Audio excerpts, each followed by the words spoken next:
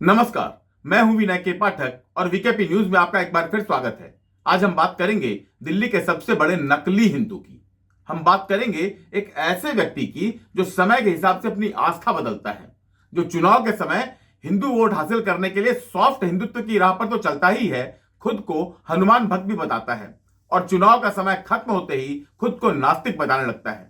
आपने अंदाजा तो लगा ही लिया होगा कि हम बात कर रहे हैं दिल्ली के पूर्व मुख्यमंत्री और दिल्ली शराब घोटाला के मुख्य आरोपी अरविंद केजरीवाल की।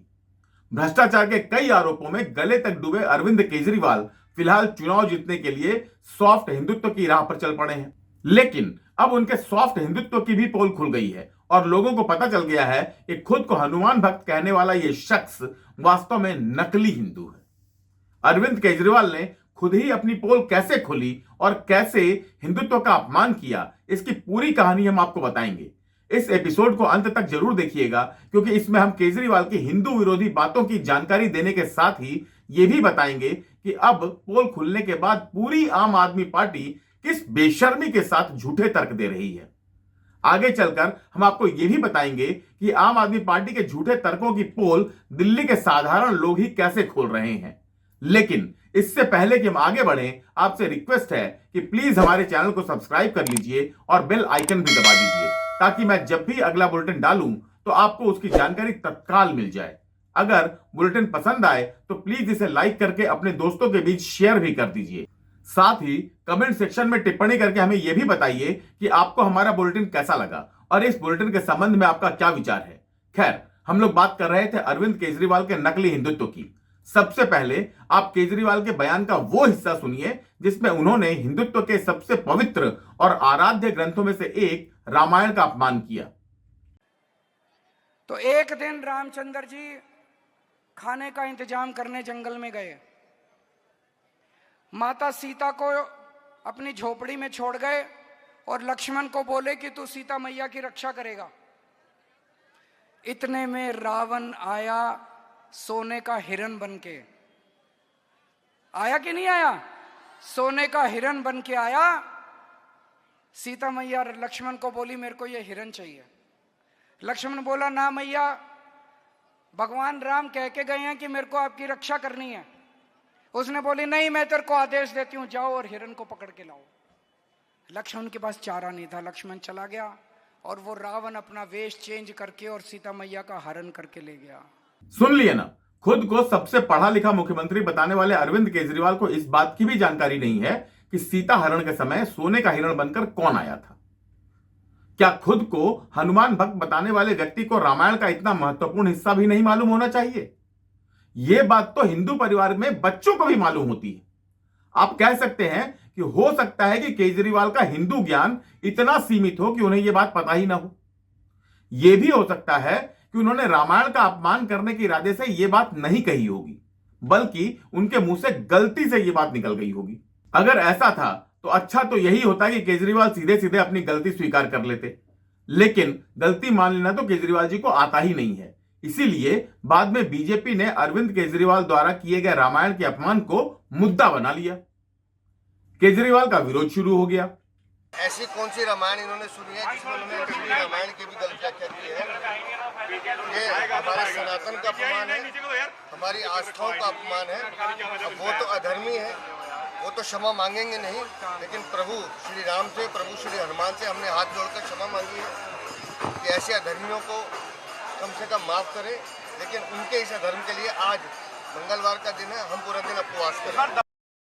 बीजेपी सांसद मनोज तिवारी ने भी अरविंद केजरीवाल के सॉफ्ट हिंदुत्व पर निशाना साधा और हिंदुत्व को लेकर उनके ज्ञान पर चुटकी भी ली। अरविंद केजरीवाल का असली जो परिचय है कल मिल गया है कि अरविंद केजरीवाल जिंदगी में वो भी जो बोले होंगे ना, वो किसी के कहने से ही बोला होगा। उसको पता ही नहीं है कि राम की कहानी क्या है। हमको इस बात का विश्वास है कि अगर थोड़ा देर और बोले होते तो हो सकता उनको ये भी नहीं याद आता कि राम और कृष्ण का अलग अलग अवतार हुआ है। ऐसे मूर्ख व्यक्ति का, ऐसे एंटी सनातनी का दिल्ली की जनता इलाज करेगी। बीजेपी ने जब मुद्दा बनाया तो अरविंद केजरीवाल समेत पूरी आम आदमी पार्टी को भी समझ में आ गया कि खुद को बड़ा हिंदूवादी दिखाने के चक्कर में केजरीवाल जी से ब्लंडर हो गया है।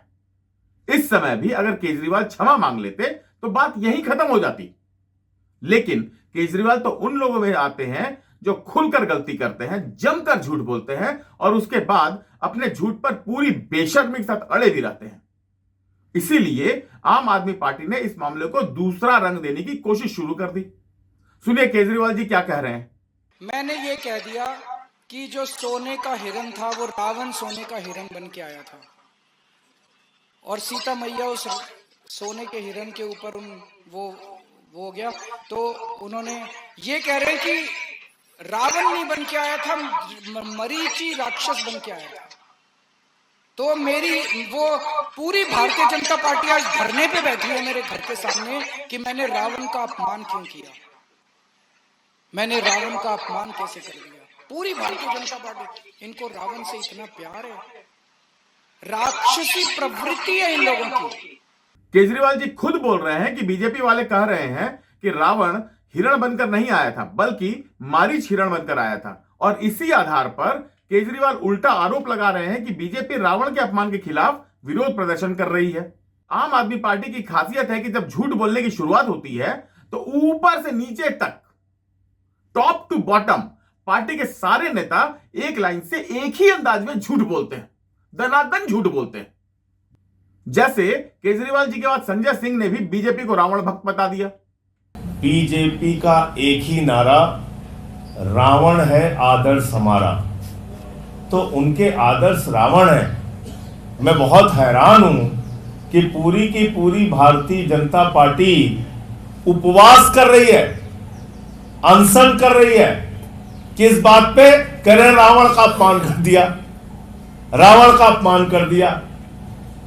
अजीब हाल है, अजीब हाल है। इसका मतलब साबित हो गया कि भारतीय जनता पार्टी रावण को अपना वंशज मानती है। संजय सिंह से आगे बढ़ते हुए दिल्ली के पूर्व उप मुख्यमंत्री और शराब घोटाले के मुख्य आरोपियों में से एक मनीष सिसोदिया ने भी सोशल मीडिया पर एक पोस्ट करके बीजेपी को रावण का वंशज बता दिया। अपने पोस्ट में मनीष सिसोदिया ने लिखा कि कल केजरीवाल जी ने एक जनसभा में रावण से जुड़ी एक टिप्पणी की और पूरी बीजेपी तुरंत रावण के बचाव में कूद पड़ी, जैसे वे खुद रावण के वंशज हों। इनकी राजनीति इतनी नीचे गिर चुकी है कि अब ये रावण जैसे प्रतीक का सहारा लेकर अपनी झूठी बयानबाजी को सही ठहराने में जुट गए हैं। मैं दिल्ली की जनता से कहना चाहता हूं कि उनकी असली मंशा को पहचानें। ये चुनाव के बाद गरीबों, मजदूरों और झुग्गी वासियों के लिए रावण से भी बड़ा खतरा साबित होंगे। मनीष सिसोदिया के अलावा आम आदमी पार्टी ने अपने सोशल मीडिया हैंडल पर भी लिखा कि बीजेपी का एक ही नारा, रावण है आदर्श हमारा। बीजेपी वाले आज उपवास पर बैठे हैं और कह रहे हैं कि रावण का अपमान कर दिया है। इनका असली चेहरा सामने आ गया है। दिल्ली वालों, इनसे सावधान रहना, ये रावण के वंशज हैं। देख रहे हैं ना आम आदमी पार्टी किस बेशर्मी के साथ झूठ पर उतर आई है। बीजेपी या हिंदू धर्म में आस्था रखने वाला कोई भी व्यक्ति या बीजेपी कार्यकर्ता इस बात से नाराज नहीं है कि केजरीवाल ने रावण का अपमान किया है। बीजेपी इस मुद्दे को इसलिए उठा रही है क्योंकि अरविंद केजरीवाल ने रामायण का अपमान किया है, रामायण की पंक्तियों का अपमान किया है। केजरीवाल जी ने अपने हिसाब से एक नया रामायण गढ़ने की कोशिश की है। यही कारण है कि आम आदमी पार्टी के सभी नेता भले ही एक सुर में बीजेपी को रावण का वंशज बताने की कोशिश में जुटे हैं, लेकिन देश की जनता समझदार है। वो आम आदमी पार्टी की गंदी राजनीति को समझ गई है। यही कारण है कि लोग खुलकर आम आदमी पार्टी की आलोचना कर रहे हैं।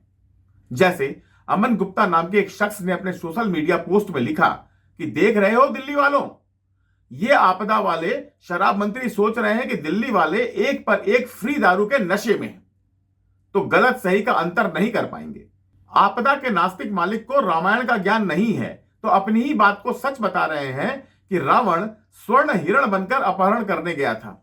इसी तरह बिहारी हैं भिखारी नहीं के ट्विटर हैंडल पर लिखा गया कि रामचरितमानस को तोड़ मरोड़ कर जनता के सामने क्यों रखा बगुला भगत। पहले राम को नानी का भगवान बताया, फिर हनुमान को आतंकी बताया, अब राम को खाना लाने जंगल भेज दिया, रावण को सोने का हिरण बता दिया। असुरों से यही उम्मीद की जा सकती है। टीका चंदन लगाकर हिंदुओं के साथ छल करते हो तुम लोग। वहीं पंकज भीमानी नाम के एक यूजर ने लिखा कि खुद को सबसे ज्यादा पढ़ा लिखा कहने वाले अरविंद केजरीवाल को रावण और मरीचि का पता नहीं है और ऐसे अनपढ़ केजरीवाल को बीजेपी ने पकड़ा तो केजरीवाल के प्यादे ये अनपढ़ केजरीवाल के बचाव में उतरे हैं। गांव के अनपढ़ लोग तो झूठ बोलने से डरते हैं, लेकिन ये पाखंडी केजरीवाल रोज नया झूठ बोलता है। इसी तरह सुनील कुमार नाम के एक यूजर ने पहले अरविंद केजरीवाल की कई बातों को लिखा कि रावण सीता माता के अपहरण के लिए सोने का हिरण बनकर आया था। इसके बाद अगले पैराग्राफ में लिखा कि हे पाखंडी, हे धूर्त, हे नीच, तू बेहद घटिया है। रावण अगर हिरण बना था तो मारीच कौन था? सोशल मीडिया पर इसी तरह के सैकड़ों पोस्ट भरे पड़े हैं। हर पोस्ट में लगभग यही बात कही गई है कि केजरीवाल ने चुनावी हिंदू बनने के चक्कर में जानबूझकर रामायण का अपमान किया है और सच भी यही है। केजरीवाल ने जो कहा उससे रावण का अपमान नहीं हुआ है और रावण के अपमान से किसी को फर्क भी नहीं पड़ता है, लेकिन रामायण के अपमान से हर हिंदू, हर सनातनी और हर धर्म प्रेमी को फर्क पड़ता है। केजरीवाल सीधे सीधे रामायण की कथा में रावण को सोने का हिरण बताकर रामायण का अपमान कर रहे हैं और यह बात किसी भी हालत में सहन नहीं की जा सकती है। केजरीवाल जी अगर रामायण का अपमान करने की हिम्मत कर रहे हैं तो सिर्फ इसलिए क्योंकि उनको भी पता है कि हिंदू या सनातन धर्म में ही इतने उदार लोग रहते हैं कि वे उनकी मामूली आलोचना करने के अलावा कुछ नहीं करेंगे। लेकिन अगर केजरीवाल जी ने इसी तरह अन्य मजहबों की पवित्र किताबों का अपमान किया होता तो शायद अभी वो अपना जान बचाने के चक्कर में इधर उधर छिप रहे होते। अरविंद केजरीवाल द्वारा किए गए रामायण के अपमान के संबंध में आप क्या सोचते हैं और आम आदमी पार्टी जिस तरह से बीजेपी को रावण का वंशज बताने की कोशिश में जुटी है उसके बारे में आपका क्या विचार है? इस बारे में कमेंट सेक्शन में टिप्पणी करके हमें जरूर बताइएगा। हमें आपकी टिप्पणी का इंतजार रहेगा। इस एपिसोड में इतना ही। जल्दी ही मिलते हैं किसी अन्य तड़कते फड़कते विषय के साथ। जाते जाते एक बार फिर आपसे आग्रह करूंगा कि अगर आपने हमारे चैनल को सब्सक्राइब नहीं किया है तो प्लीज हमारे चैनल को सब्सक्राइब कर लीजिए और बेल आइकन भी दबा दीजिए ताकि मैं जब भी कोई न्यूज डालूं तो उसकी जानकारी आपको तत्काल मिल जाए। तो अब दीजिए इजाजत, जल्दी ही मुलाकात होती है। नमस्कार, जय हिंद, जय भारत।